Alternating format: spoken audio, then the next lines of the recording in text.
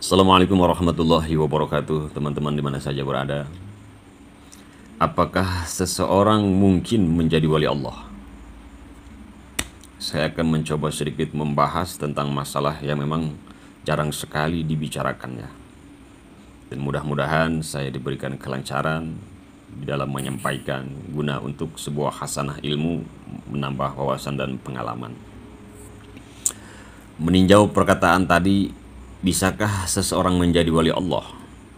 Ya, jawabannya bisa. Karena apa? Karena kewalian sudah ada pada diri manusia. Cuman mengapa manusia tidak mau mengambilnya? Nah, inilah menjadi pokok pertama permasalahan. Satu, kemungkinan besar karena tidak tahu. Dan wallahu alam ada kemungkinan juga bahwa guru yang mengajar pun tidak pernah mengalami sebuah tajalli. Perlu kita ketahui ya, bahwa alat-alat untuk terhubung dengan Allah, wa khaliqu Adam ala surati Muhammad, dan kujadikan Adam itu atas rupa Muhammad. Dari jasad tubuh kita ini adalah alat yang zohir atau alat syariah. Wa khaliqul insana ala surati Rahman, dan kujadikan insan itu atas rupa Rahman, yang artinya insan ini adalah rupa Rahman. Insan yang rupa Rahman inilah bagian batin, menjadikan sebuah alat yang di dalam alat ma'rifat inilah yang mesti dihubungkan kepada Allah dengan mempergunakan zauq atau rasa, sampai merasakan benar-benar bahwa kita terhubung dengan Allah. Inilah yang dikatakan dengan zahir batin salat. Merasa panas, merasa sejuk, merasa pahit, merasa manis, semua itu nama-nama makhluk. Jangan rasa itu dihubungkan ke makhluk, tetapi hubungkan rasa itu tidak boleh ke makhluk, yang mestinya hanya kepada Allah. Kemudian hendaklah kita memelihara jasad dan rasa. Banyak merasa sesuatu dan menyebut sesuatu itu akan menimbulkan cinta kepada sesuatu. Bagaimana mau kita kenal dengan Allah kalau masih ada nafsu? Nafsu yang selalu memperalat kita dengan Allah. Allah. Ati'ullaha wa ati'ur rasul. Di mana letaknya ati'ullah wa ati'ur rasul? Gunakanlah usul ma'rifat ya teman. Ulama yang arif menyatakan bahwa di dalam ibadah itu ada 4 perkara, yaitu muqaronah. Dan muqaronah ini berlaku di dalam sholat, takbiratul ihram, sampai terakhir dalam rukun sholat, yaitu salam. Keempat muqaronah yang dimaksud adalah yang pertama muqaronah syahadat, kemudian muqaronah takbiratul ihram, yang ketiga muqaronah sakaratul maut, dan yang keempat muqaronah wahdatul zat. Kita bahas perlahan-lahan agar bisa dimengerti. Yang pertama adalah muqaronah syahadat. Yang disebut dengan muqaronah syahadat itu adalah sebuah perkataan yang mengandung la af'alun ilallah, yang artinya tiadalah perbuatan, hanya perbuatan Allah. Semuanya raib, fana, binasa. Binasa perbuatan makhluk. Tidak ada lagi perbuatan dari makhluk ya. Dari sejak takbiratul ihram sampai salam. Apabila masih ada perbuatan makhluk merasa bahwa ada diri kita yang menggerakkan, maka batallah muqaronahnya. Itulah sebabnya di dalam takbiratul ihram semua yang halal hukumnya haram. Karena apa? Karena di dalam takbiratul ihram itu tidak ada lagi untuk merasakan ada perbuatan makhluk, baik itu berupa yang halal, baik itu merupakan yang haram sekalipun. Kalau yang ada sudah perbuatan Allah, apalah guna, apalah arti kita mengingat-ingat sesuatu. Itulah sebabnya teman, sebelum takbiratul ihram, semua yang halal dihukumkan haram. Inilah yang dimaksud dengan muqaranah syahadat la af'alun ilallah. Tidak ada satu zarah pun perbuatan makhluk, melainkan hanya perbuatan Allah yang ada.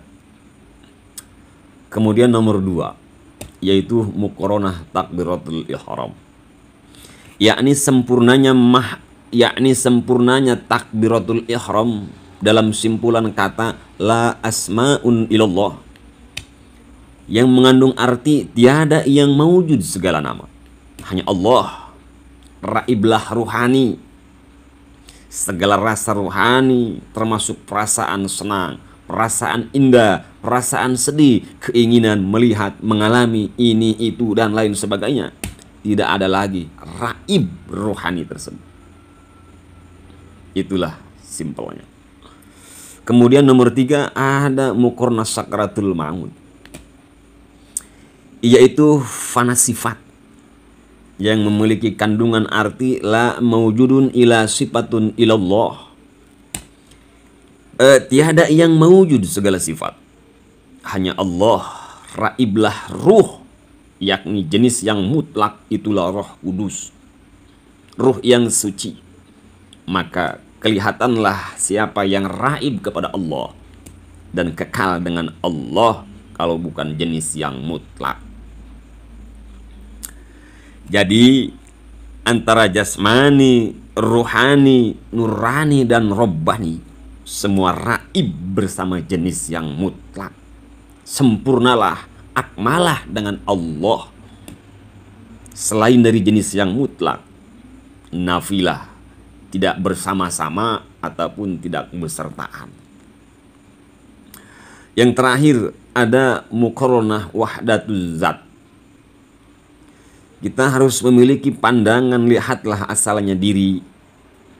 Melihat asalnya diri yang memiliki arti la zatu ilallah fi haqiqati ilallah.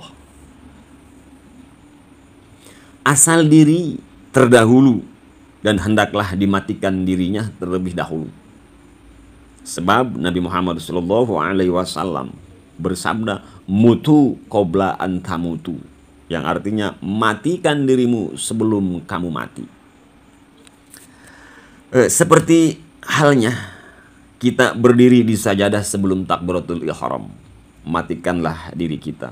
La af'alun ilallah, la asma'un ilallah, la mawjudun ila sifatun ilallah, la zatun ilallah fi haqiqati ilallah.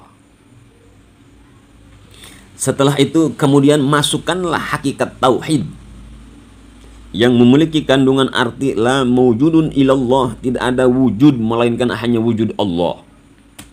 Pandanglah wujud siapa yang sholat itu. Kalau merasa yang sholat itu masih wujud kita, artinya kita belum mati. Kalau kita sudah tahu wujud Allah ada, apa pentingnya untuk mengetahui wujud-wujud kita? Inilah sholat yang bersih dari syirik, teman-teman. Wujud Allah sama dengan zat Allah, rahasia Allah sama dengan diri Allah. Jadi esensi daripada sholat itu diri Allah, menyembah Allah, karena yang ada hanya wujud Allah. Tidak ada makhluk, tidak ada yang baru. Jadi yang dikehendaki ma'rifat dalam tauhid itu adalah sholat itu kehendak Allah, dan yang sholat itu adalah rahasia Allah.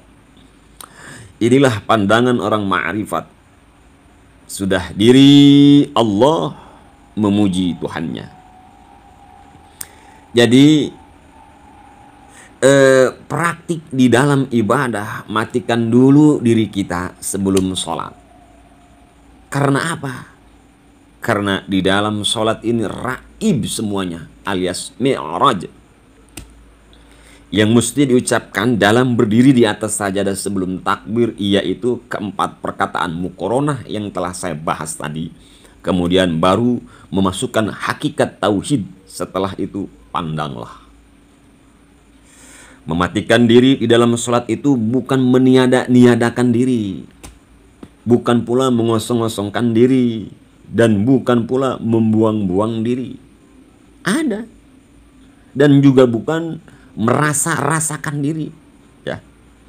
Merasakan diri apa? Merasakan diri tiada. Mematikan diri itu maksudnya adalah kembalikanlah hak-hak Allah itu sebelum kita mati. La af'alun ilallah, tiada tubuh lenyap. La asma'un ilallah, tiada nyawa. La mawjudun ila sifatun ilallah, tiada berkelakuan. La zatul ilallah fi hakikati ilallah, tiada diri. Inilah mematikan diri sebelum mati. Inilah solat yang muntahi, solat tingkatan yang penghabisan. Ini. Kemudian di dalam ilmu tasawuf ya, ada penggolongan-penggolongan atau tingkat-tingkat amal seseorang, yaitu tingkat pertama sampai keempat secara tauhid. Insya Allah kita kupas seperti ini. Yang pertama, golongan pertama adalah muftadi. Kriteria orang yang muftadi adalah orang yang beramal dengan memiliki i'tikad lillahi ta'ala, karena atau kepada Allah.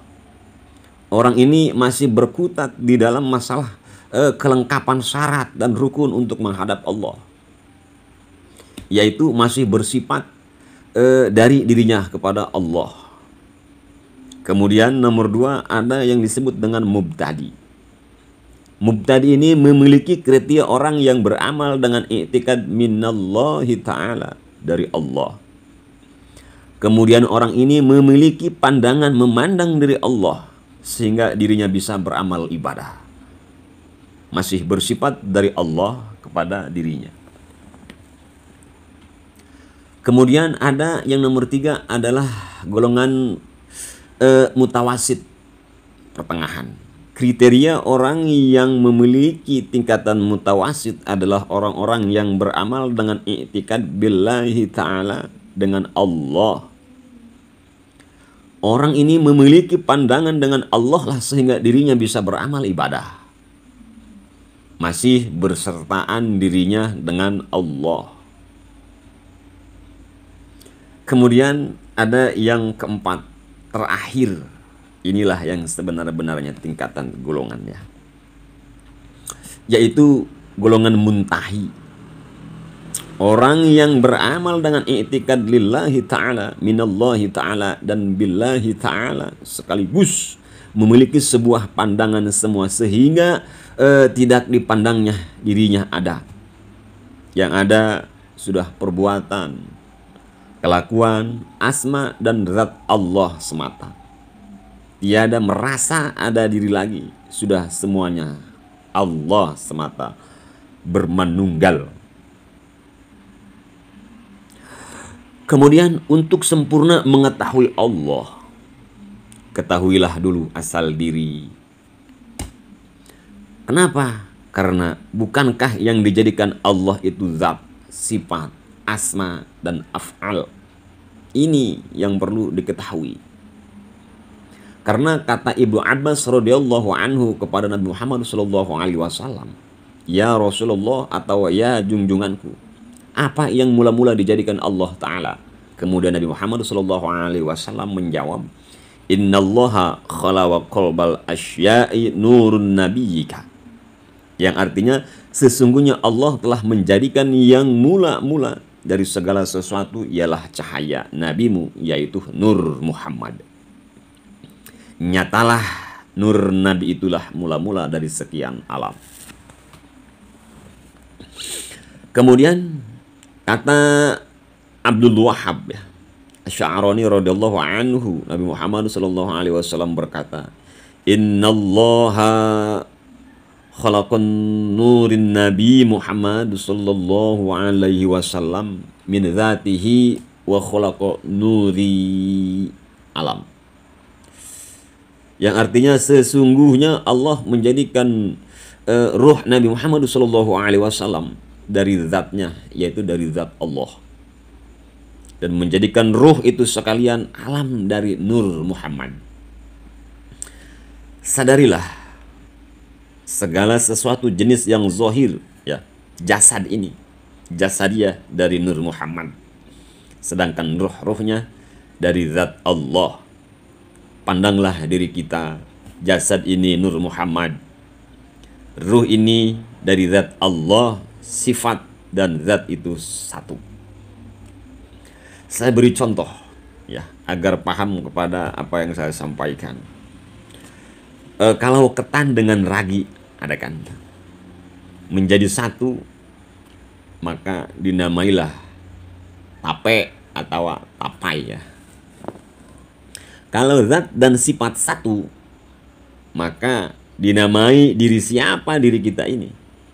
Nah, ini tentulah diri Allah. Nur itu sifat, zat itu rahasia, zat itu hayyun sahayun-hayunnya, maka yang hiduplah yang berkelakuan. Karena mana mungkin yang mati, yang fana, yang rusak kita ini, yang masih hidup rupanya zahir yang berkelakuan, melainkan hanya Allah. Kalau kita sudah tahu bahwa zat itu wujud Allah dan wujud Allah itu diri Allah, maka rahasia Allah itulah diri Allah. Kalau sudah paham ini, jangan lagi kita sebut diri Allah itu yang berkelakuan, sebut dengan sebenar-benarnya Allah yang memiliki berkelakuan. Ya, karena di dalam hakikat tauhid sudah tidak ada wujud makhluk, wujud yang baru. Apapun yang kita lihat, wujud Allah yang ada. Wujud Allah, zat Allah, itu diri Allah. Kemudian kalau kita sudah tahu Allah, tidak perlu lagi kita sama-sama dengan Allah atau mau jadi Allah. Kalau sudah Allah, ya tetap Allah. Allah tetap Allah, makhluk tetap makhluk. Karena mana mungkin makhluk bisa menjadi Tuhan atau menjadi Allah. Jadi diri manusia ini adalah diri Allah, karena diri manusia ini zat sifat. Jadi yang dikatakan salat itu diri Allah, memuji Allah. Kalau kesadaran ini kalau kesadaran yang telah saya jelaskan ini kita pegang selama beribadah, insya Allah boleh kita merasakan setiap tidur kita semua mendapatkan hidayah dari Allah Subhanahu wa ta'ala. Mungkin segitu sepenggal pembahasan, kurang dan lebihnya mohon dimaafkan. Kalau ada kekeliruan boleh dikritisi, ini hanya sebatas untuk menambah wawasan. Wabillahi taufiq wal hidayah. Wassalamualaikum warahmatullahi wabarakatuh.